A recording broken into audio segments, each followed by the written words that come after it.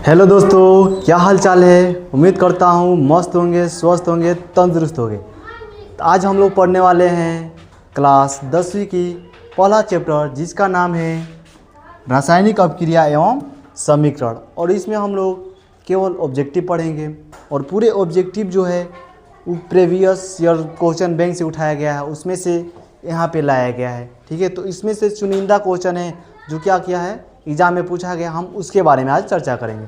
तो चलिए बिना देरी किए हुए हम शुरू करते हैं और बारी बारी से क्वेश्चन को पढ़ते हैं।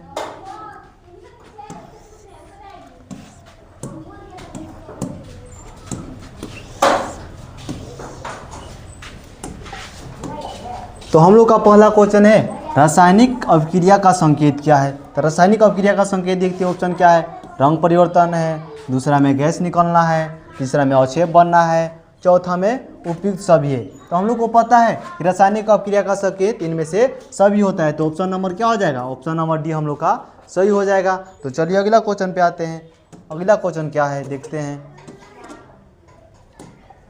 अगला क्वेश्चन है कि मैग्नीशियम प्लस में ऑक्सीजन मिलकर बना रहा है क्या, मैग्नीशियम ऑक्साइड। और पूछ रहे हैं कि किस प्रकार की अभिक्रिया है। अभिक्रिया कई प्रकार के होते हैं, जैसे ऑप्शन दिया है संयोजन अभिक्रिया है, कि अपघटन अभिक्रिया है, कि विस्थापन अभिक्रिया है, कि द्विविस्थापन अभिक्रिया है। तो हम लोग को पता है कि जब दो तत्व एक दूसरे के संयोग करके एक नए यौगिक का निर्माण करते हैं तो उसे बोला जाता है क्या, संयोजन अभिक्रिया। तो इसका आंसर क्या हो जाएगा, ऑप्शन नंबर ए सही हो जाएगा। चलिए हम अगला क्वेश्चन पे आते हैं। अगला क्वेश्चन है कि जल का विद्युत अपघटन किस प्रकार की अभिक्रिया है। तो जल का विद्युत अपघटन, यहाँ पे क्या आ रहा है, यहाँ पे वो आंसर आ जाए कि जल का विद्युत अपघटन, यानी कि विद्युत अपघटन कराने पर जो अभिक्रिया होगी वो क्या कहलाएगी। तो इसका आंसर क्या हो जाएगा, अपघटन अभिक्रिया हो जाएगा। ठीक है, तो अगला क्वेश्चन पे आते हैं।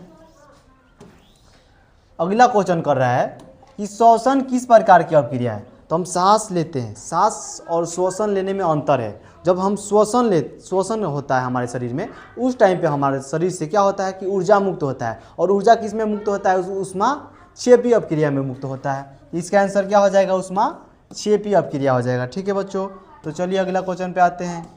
अगला क्वेश्चन है कि लोहे पर जंग लगना क्या कहलाता है। तो लोहे पर जंग लगना क्या कहलाता है। तो इसका सही आंसर क्या हो जाएगा, इसका सही आंसर हो जाएगा संक्षारण। इसको याद रखे रहेंगे। बताइए कहिया पूछा है, तो 2025 में पूछा है।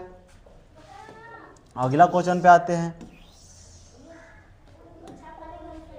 अगला क्वेश्चन है कि जिंक कॉपर सल्फेट से अभिक्रिया करके जिंक सल्फेट प्लस में कॉपर बना रहा है, और पूछ रहा है कि किस प्रकार की अभिक्रिया है। हम लोग को पता है कि जब एक क्रियाशील धातु कम क्रियाशील धातु को विस्थापित करता है उसको बोला जाता है कौन सी अभिक्रिया, तो विस्थापन अभिक्रिया बोला जाता है।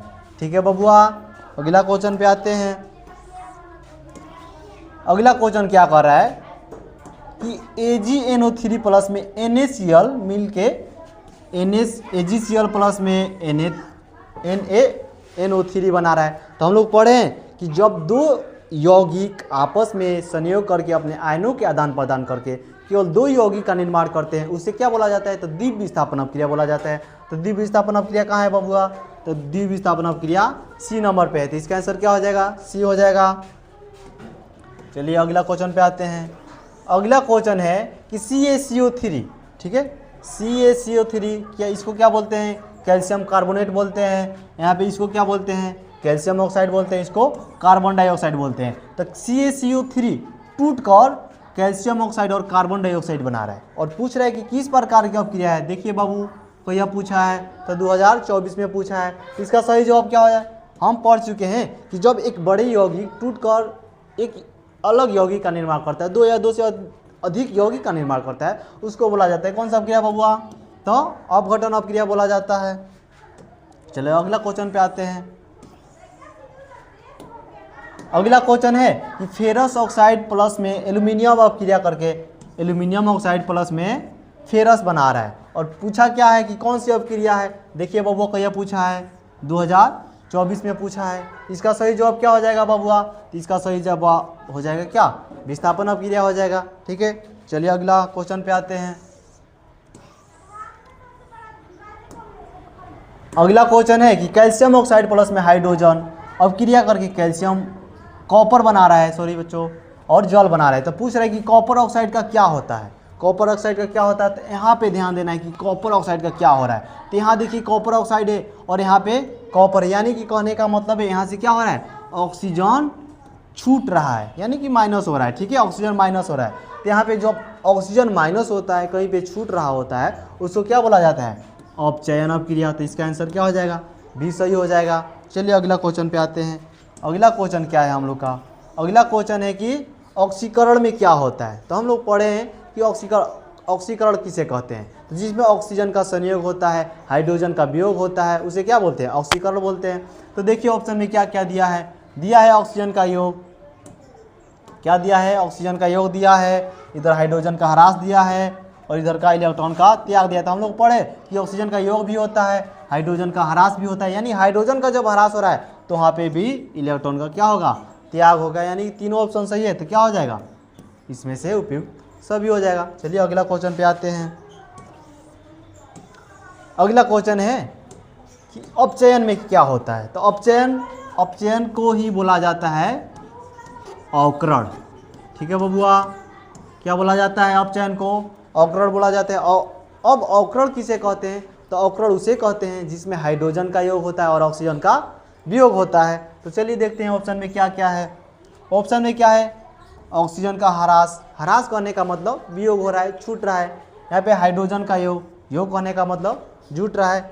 और जहाँ पे इलेक्ट्रॉन का योग हो रहा है तो वहाँ पे इलेक्ट्रॉन ग्रहण भी होगा। ठीक है बबुआ, तो इसका आंसर यानी कि यह भी सही है, बी भी सही है, सी भी सही है। तो इसका आंसर क्या हो जाएगा, इनमें से सभी हो जाएगा। अगला क्वेश्चन पे आते हैं।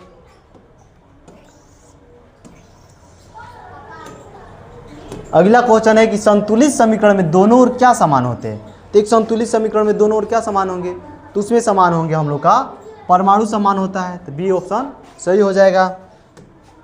चलिए अगला क्वेश्चन पे आते हैं कि मैग्नीशियम प्लस ऑक्सीजन मिलकर एमजीओ बना रहा है और पूछा है उसका गुणांक क्या है। और इसका जवाब आप लोग कमेंट में बताएंगे कि इसका गुणांक क्या क्या है। ठीक है, तो आप लोग देख लीजिए क्या क्या है और इसको हमको कमेंट बॉक्स में इसका जवाब जरूर देंगे। चलिए हम अगला क्वेश्चन पे आते हैं। अब कह रहा है कि मैग्नीशियम रिबन को जलाने पर क्या बनता है।